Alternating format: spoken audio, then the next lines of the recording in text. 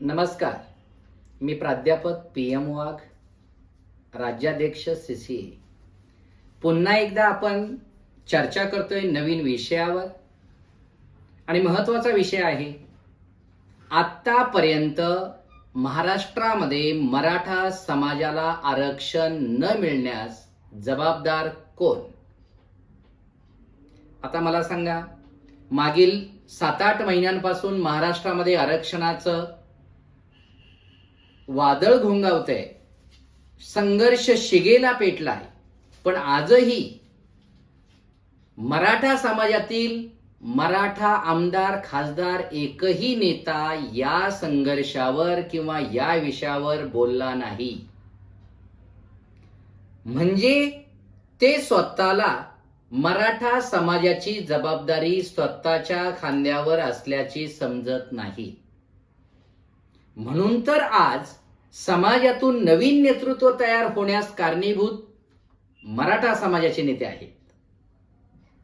आतापर्यंत हा आरक्षणाचा मुद्दा रेंगाळत का पडला? तुम्ही आजही नीट बारकाईने विचार करा की जेव्हा समाजाची लढाईचा प्रश्न निर्माण होतो त्यावेळेस प्रत्येक समाजातले नेते एकवटतात. अगदी वेगवेगळ्या पक्षांमध्ये असणारे नेते एकत्र येतात.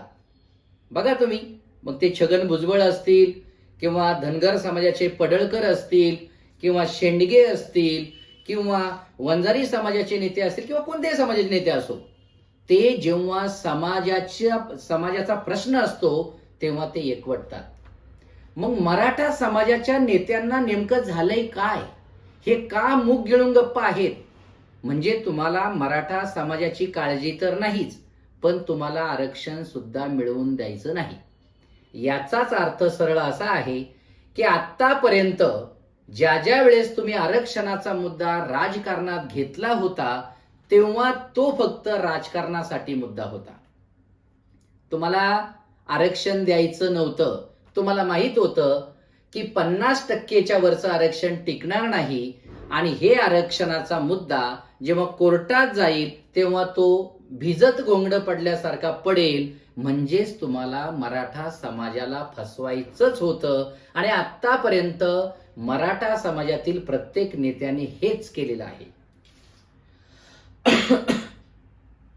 आतापर्यंत प्रत्येक मंत्रिमंडळामध्ये जवळपास 60 ते 70% नेते मंडळी, आमदार खासदार हे मराठा समाजातील आहे.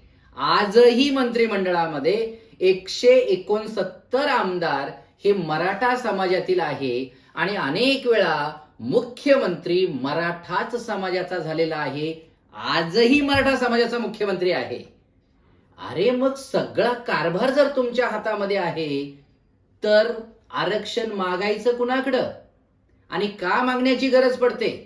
तुम्ही जर एका रात्रीमध्ये पक्ष फोडू शकता, एका रात्रीमध्ये मंत्रिमंडळ बनवू शकता, पहाटेच्या वेळेला तुम्ही शपथविधी घेऊ शकता, मग तुम्हाला आरक्षणासाठी एवढा काळ का लागायला पाहिजे? याचाच अर्थ तुम्ही जाणून बुजून आरक्षण तुम्हाला द्यायचं नाही. मराठा समाजाची तुम्हाला दिशाभूल करायची आहे. पण तुमच्या हे लक्षात आलं नाही की आता हे प्रत्येक मराठा समाजातील घटकाला कळलेलं आहे. आतापर्यंत तुम्ही लोकांच्या डोळ्यामध्ये धूळ फेकत होता, लोकांना कळू देत नव्हता, म्हणून बिचारे लोक मतदान करत होते. लोक आता तुम्हाला तुमची जागा 2024ला 100% दाखवतील. याचा तुम्ही अजून विचार केलेला नाही, तो तुम्हाला आता 100% विचार करावा लागेल. मनोज जरांगेंसारखा नेता या महाराष्ट्रामध्ये उदयास का आला? तुमच्यासारखे अनेक नेते मंडळी होते. तुमच्यातील एखाद्या नेत्याने आरक्षणाचा हा प्रश्न का कधी उचलला नाही? अहो, तुम्ही प्रश्न उचलण्याचं सोडा, आज तुम्ही बोलायला सुद्धा तयार नाही. फक्त महाराष्ट्रातील बच्चू कडून सारखे काही व्यक्ती, छत्रपती संभाजीराजे सारखे काही किंवा उदयनराजे सारखे काही, बोटावर मोजण्यासारखे 2-3 जर मंडळी सोडली तर मला वाटतंय तुम्ही विरोध करण्यातच मशगूल आहात. बघा, नारायण राणे असतील किंवा ते रामदास कदम असतील, अरे यांनी तर डायरेक्ट मराठा समाजाला विरोध केला. आम्हाला 96 कुळी नको आहे. अरे तुम्हाला घ्यायला कोणी सांगितलं? ज्या गरीब मराठा समाजासाठी हे आरक्षण पाहिजे, मनोज जरांगे पाटील यांनी स्पष्ट वरती लिहिलंय, गरजवंतांचा लढा. अरे तुम्ही तुमच्या स्वतःची घरं भरलेली आहेत, तुमच्या अनेक पिढ्या बसून खातील एवढं मायाजाल तुम्ही तयार केले. तुम्हाला आरक्षणाची काय गरज आहे? मराठा समाजातील अनेक मुलं आत्महत्या करतात, कधी विचार केला तुम्ही? शिक्षणासाठी लाखोंच्या फीज भरण्यासाठी विद्यार्थी आत्महत्या करतात, कधी विचार केला तुम्ही? शेतमालाला हमी भाव मिळत नाही म्हणून अनेक शेतकरी आत्महत्या करतात, कधी विचार केला तुम्ही? कारण तुम्ही स्वतःचे घरं भरवली, तुम्हाला गरज राहिली नाही म्हणून तुम्ही विचार करत नाही. पण आता मात्र मराठा समाज तुमचा विचार करेल, कारण तुम्ही समाजाचा विचार केला जरी नसेल पण समाज मात्र तुमचा निश्चित विचार करणार आहे. आज मराठा समाजातील एक साधं नेतृत्व तयार झालं. अतिशय सामान्य घराण्यातील शेतकऱ्याचा मुलगा, कोणतंही वलय नसताना, ज्यांच्याकडे छोटंसं राजकीय पदही कोणतं नसताना ते आज महाराष्ट्रातील हिरो बनले. का? कारण तुम्ही हे कार्य करू शकले नाहीत. ते निस्वार्थी आहेत, तुम्ही स्वार्थाशिवाय कार्य करत नाहीत. आज तो माणूस स्वतःला त्याने समाजासाठी झोकून दिलंय. निस्वार्थीपणे महाराष्ट्रभर प्रत्येक तालुक्यात, प्रत्येक जिल्ह्यात, प्रत्येक गावात आज तो माणूस लाखोंच्या सभा घेतोय. हे लोक त्या माणसाने जोडलेत आणि तो माणूस आरक्षण मिळवण्याशिवाय थांबणार नाही. आज मला सांगा, ह्या कुणब्यांच्या आतापर्यंत 35 लाख जवळपास नोंदी सापडल्या. हे कार्य कधी एखाद्या नेत्याने केलं का हो याच्या अगोदर? का तुम्ही हे करू शकत नव्हतात का? कारण कुणबी समाज हा ऑलरेडी मराठा समाजातील कुणबी समाज हा ऑलरेडी ओबीसी आरक्षणात आहेच. मग ज्यांचं समजा तुम्ही कुणबी प्रमाणपत्र दिलं असतं तर आजपर्यंत त्या समाजाला आरक्षणाचा फायदा झाला असता. अनेक मुलं ज्या शैक्षणिक काही पात्रतेपासून वंचित राहिलेत ते वंचित राहिले नसते. याचा कधी विचार केलाय तुम्ही? कधीच नाही. कारण तुम्ही फक्त स्वार्थ तुमचा पाहिला. आज त्या माणसाच्या मागे एवढे लोक का धावतात?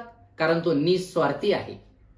लाखो लोक तिथे येत आहेत, 1 रुपयाही कुणाकडनं घेतलेला नाही आणि तुम्ही मात्र पैशाशिवाय कधी कामं करत नाही. आज त्या माणसाची लोकप्रियता शिगेला पोहोचलेली आहे आणि त्या माणसाने प्रत्येकाला प्रॉमिस केलंय, आरक्षण मिळाल्याशिवाय 1 इंचही मागे सरकणार नाही. हा सर्वात मोठा प्रामाणिकपणा त्या माणसाचा आहे. आणि सगळ्यात महत्वाचं म्हणजे तो माणूस जे काही बोलायचंय ते मीडियाच्या समोर बोलतोय, सर्वांच्या समोर बोलतोय. म्हणजे त्या माणसाकडे कपट नाही, स्वार्थ नाही. त्या माणसाने जर ठरवलं असतं ना तर तो माणूस अब्जाधीश बनला असता. पण तो माणूस पैशासाठी करत नाही आणि त्याला विरोध करताय तुम्ही. त्या माणसाला अनेक नेते विरोध करतात कारण यांच्या पायाखालची वाळू सरकली. आमचं काय? कारण बरोबर आहे, आता मराठा समाज सुद्धा विचार करणार आहे. ज्या माणसाने मराठा आरक्षणाविषयी भूमिका मांडली, जो मराठा आरक्षणाच्या मुद्द्याबरोबर होता, त्याच माणसाला मराठा समाज उचलून धरेल. आणि ज्याने मराठा आरक्षणाशी गद्दारी केली, जो मराठा आरक्षणाच्या विषयी काहीच बोलला नाही, आज मात्र मराठा समाज त्या माणसाचा निवडणुकीत विचार करेल आणि एका प्रकारे ही गोष्ट चांगली सुद्धा होईल. मराठा समाजातील नवीन चेहऱ्यांना याच्यानंतर निश्चित संधी मिळेल आणि काहीतरी वेगळेपण या महाराष्ट्रात घडेल. आणि माझी पण अशीच अपेक्षा आहे की निश्चित नवीन उद्याचा सूर्य काहीतरी वेगळा उगवलेला आपल्याला सुद्धा सर्वांना पाहायचा आहे. तुर्तास एवढंच. आजच्या या मुद्द्यावर याच ठिकाणी थांबतो. जय हिंद, जय महाराष्ट्र, जय जिजाऊ, जय शिवराय.